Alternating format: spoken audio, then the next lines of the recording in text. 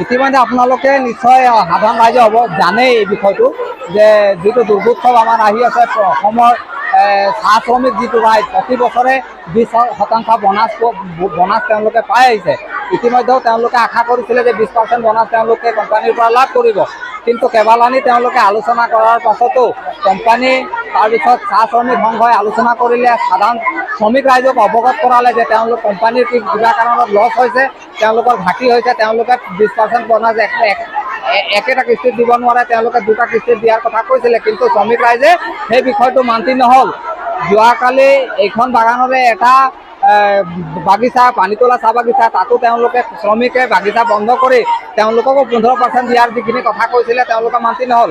আজি কি হ'ল, কোনো জাননী প্ৰেৰণ নকৰাকৈ মটৰ চাহ বাগিচা কৰ্তৃপক্ষই প্ৰতিজন যিবোৰ শ্ৰমিক আছে শ্ৰমিকৰ যিটো বেংক একাউণ্ট আছে তাত 15% বোনাছৰ এটা কিস্তি, মানে 15% যিটো কিস্তি হয় সেই কিস্তিটো তেওঁলোকক কোনো জাননী প্ৰেৰণ নকৰাকৈ তেওঁলোকৰ একাউণ্টত পইচাখিনি সোমাই দিয়া হৈছে। তাৰ কাৰণে তেওঁলোকে খুব ক্ষোভিত হৈ আজি বাগিচা কাৰ্যালয় ঘেৰাও কৰিছে।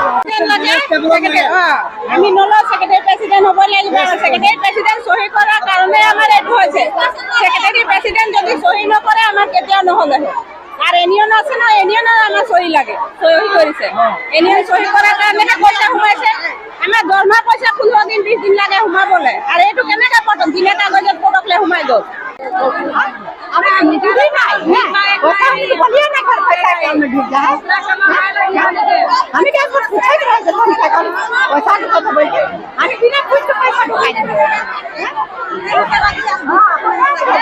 পইচা লাগে পইচা 20% আমাক লাগিব, হাতে হাতে লাগিব আৰু পইচা।